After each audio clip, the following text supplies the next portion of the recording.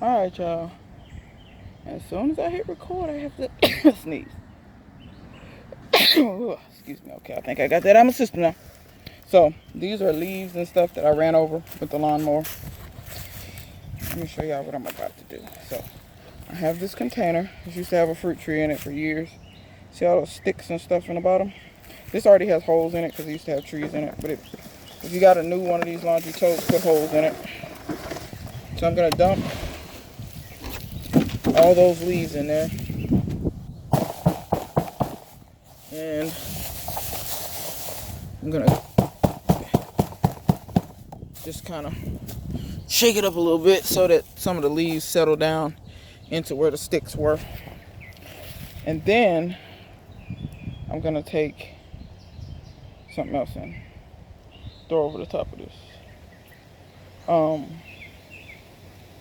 So let me get my bag ready.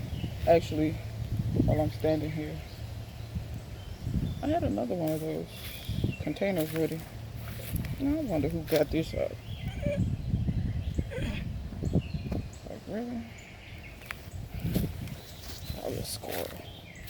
Anyway, I thought I had another container lifted out of there.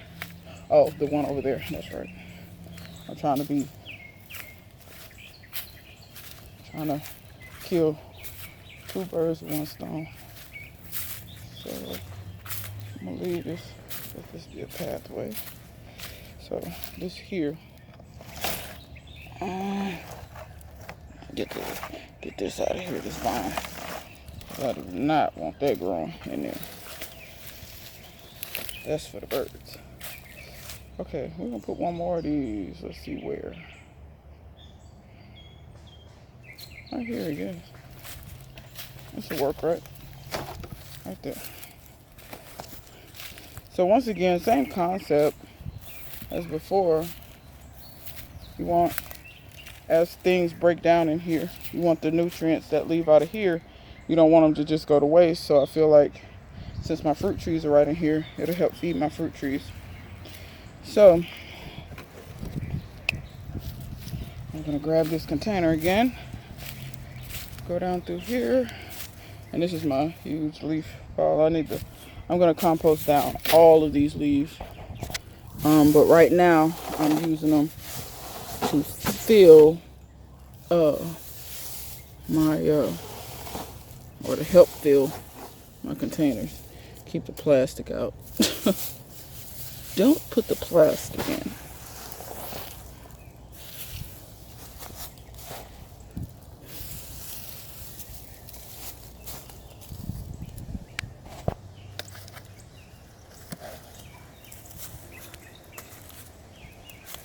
All right, so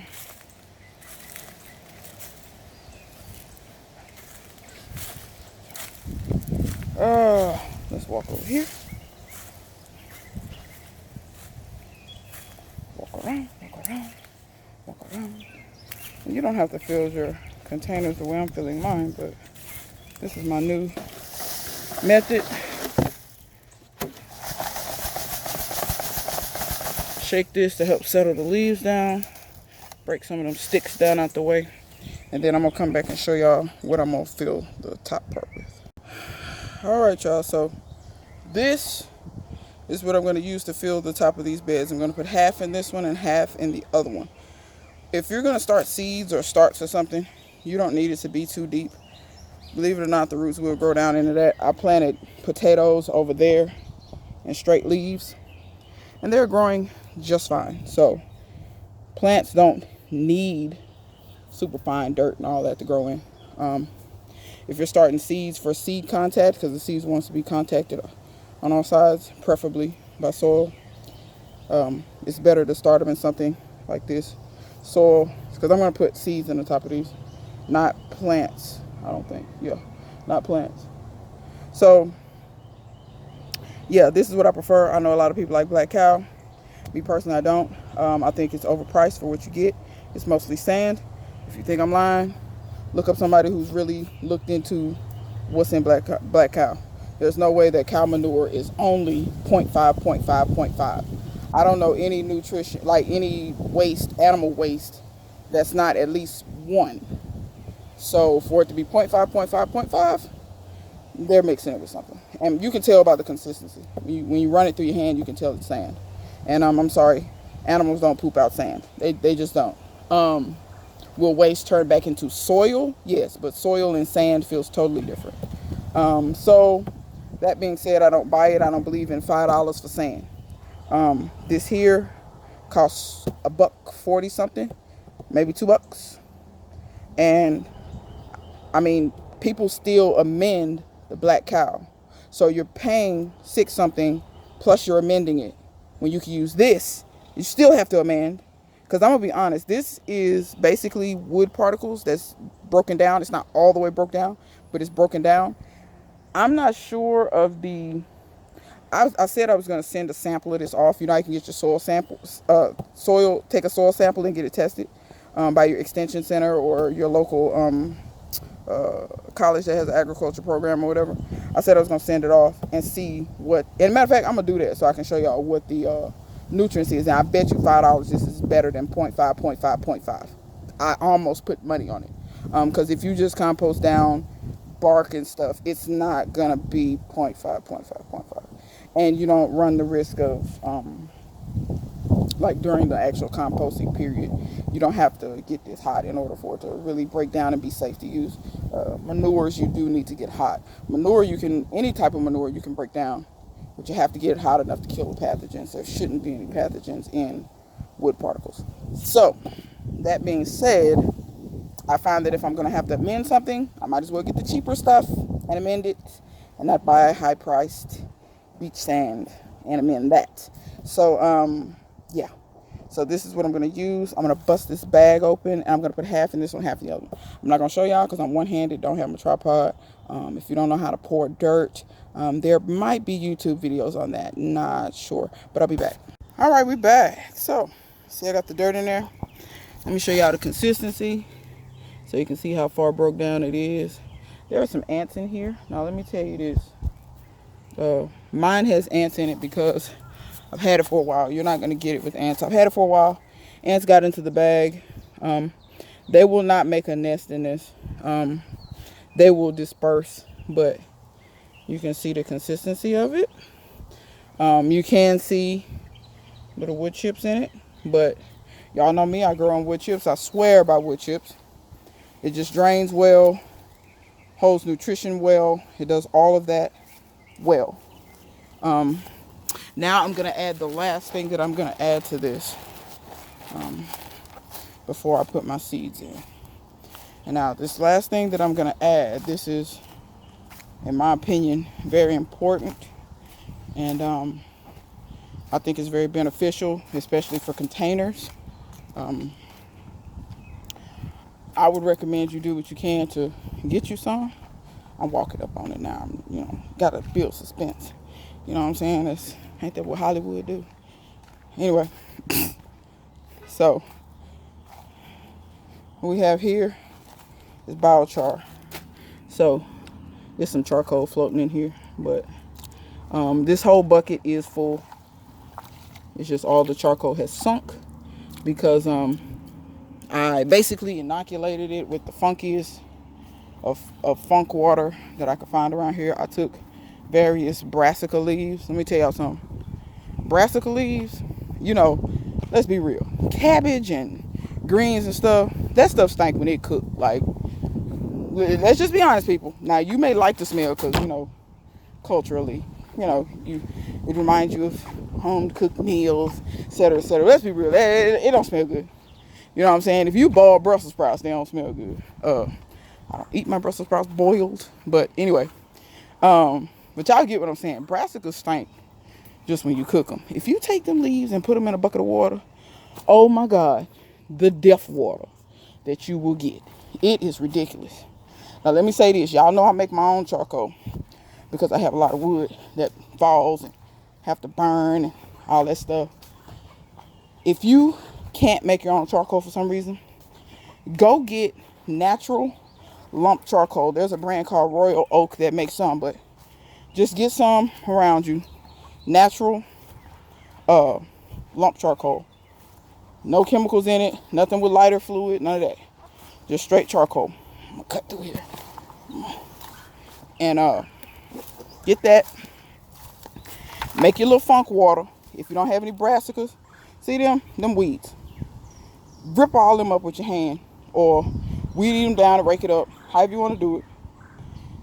Any weeds, them, like all this little stuff in here, this weeds, rip all that stuff up and put it in some water and let that stuff ferment down. Y'all, please quit buying fish emulsion. Fish emulsion is a waste of your money. If you make your little weed teas and stuff, you do not need fish emulsion. Why am I saying that? Tell me what Alaska has done for you lately. Nothing. Quit giving them your money when you can empower yourself and do stuff yourself. You can do it. It's not rocket science. Look back at my video on how I made weed tea. All you do is grab the stuff, throw it in the water. Grab the stuff, throw it in the water. Walk away. Don't stand over it. Don't talk to it. Don't do none of that. Go do something else. Come back in a few days to a week. It will be the funkiest thing on planet Earth. But your plants will love you for it. This year, I'm not buying any fertilizer, and I am empowering the rest of my gardeners out there. If you want to be at least somewhat sustainable, let's stop. Let's stop with the buying fertilizers when you don't need them. You don't need them.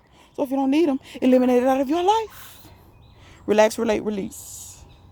So back to the charcoal. Get you some lump charcoal. Make you some funky weed tea. Y'all got weeds in your yard. I don't want to hear it. I don't want to hear it.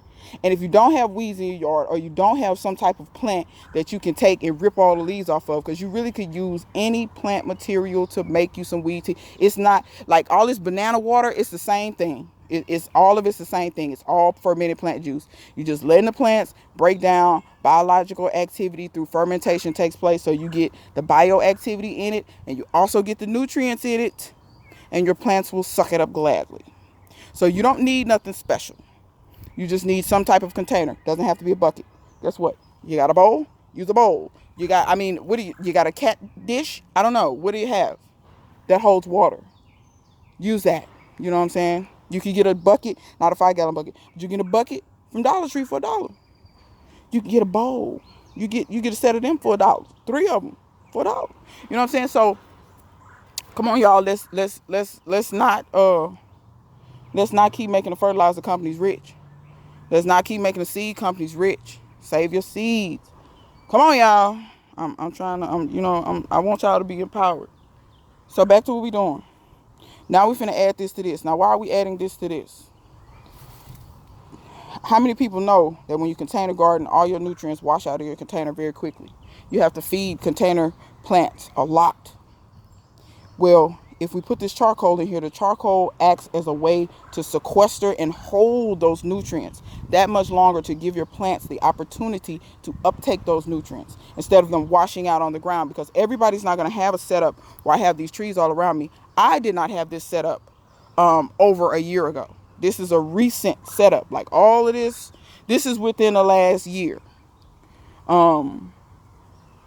And so when my stuff like this worm tea, when it runs out on the ground, I'm not so worried about it, because it's right next to a pear tree. It's right next to a peach tree. It's right. You feel what I'm saying? So it's feeding my trees. It's not necessarily going to waste. When you have pots on the ground and you have nothing but grass around them, you're just feeding the grass. So you have to mow the grass more, and you have to buy more gas for your lawnmower weed eater. The charcoal will help you to sequester and hold those nutrients in there. This is not a new concept. This is thousands of years old. If you look up terra preta, you will see what I'm talking about. Ever since I found out about this and started using it, the beds that I used it in grew leaps and bounds. They hold nutrition better. They hold moisture better. They're less maintenance. I swear to you, I wouldn't tell you wrong.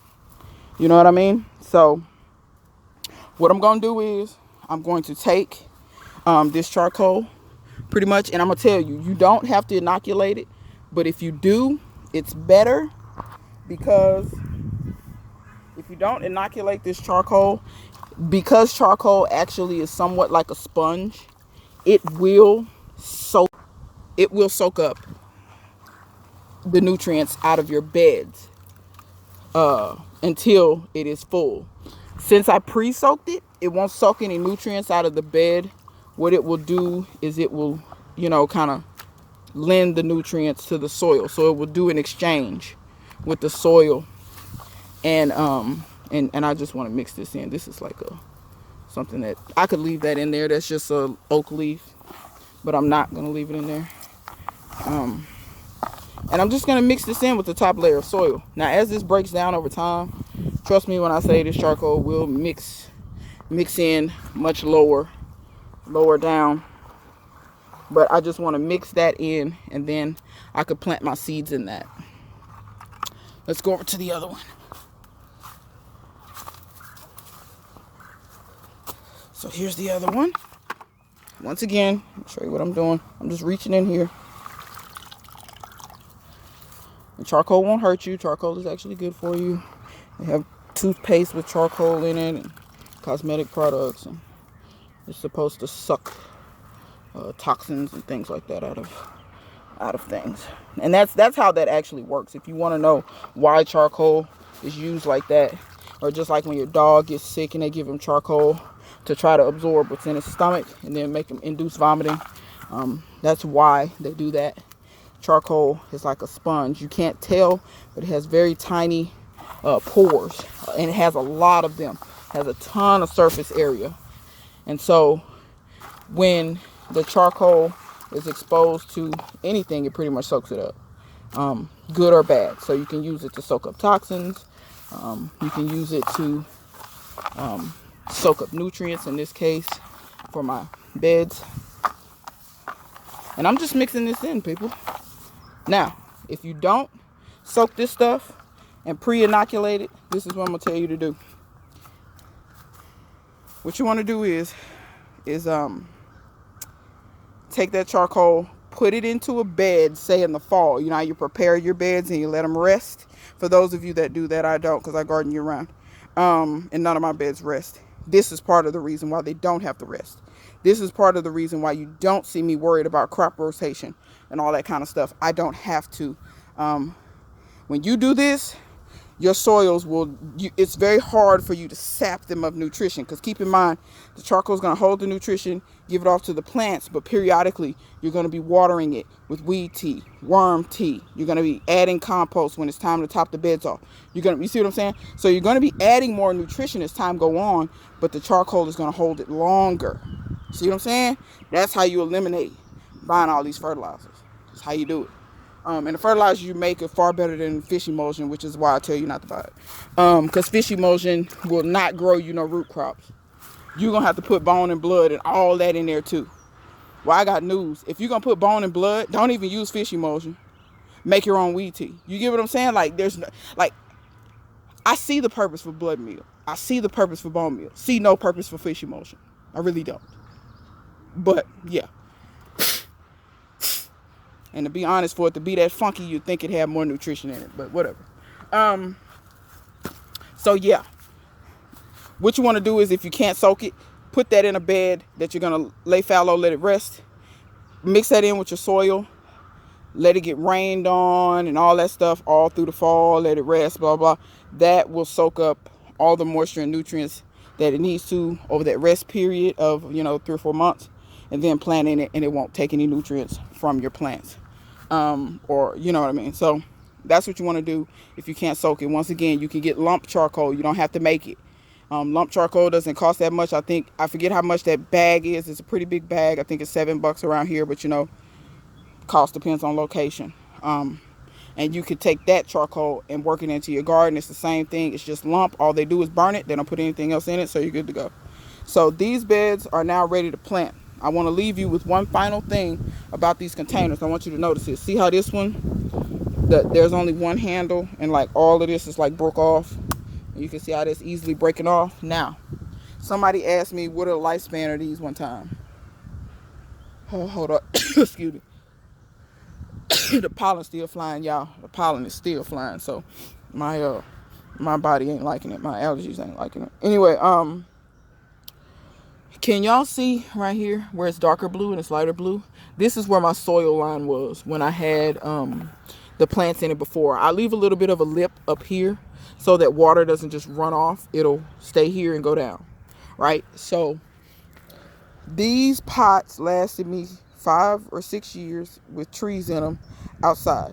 The reason why this is cracking like this is just like Robbie says. This up here was not exposed to water other than rain, and it was exposed to sun. It didn't have soil in it. Down here, it's very resilient and won't crack. So I'm just kind of gentle up here at the top with these. The bottom is fine. I don't know exactly how long they'll last, but if you keep soil in them and water in them, the plastic stays much more resilient. You don't have to leave this many inches. You could just put your soil all the way up to here, and then you would only really have to worry about eventually over time this rim breaking off. Now, it took about 4 years for this to get brittle. And you know, that's that.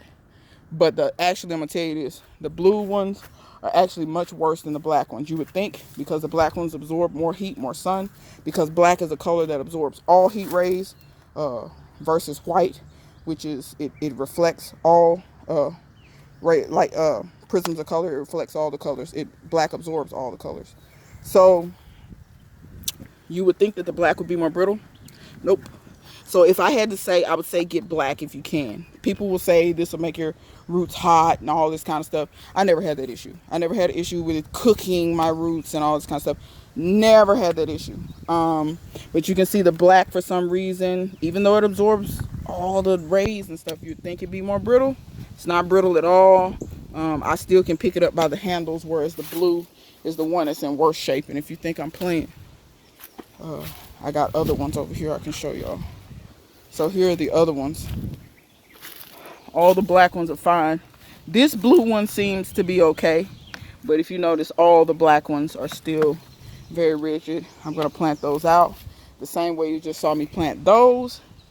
And yeah, I'm going to keep y'all updated. I got mushrooms in there.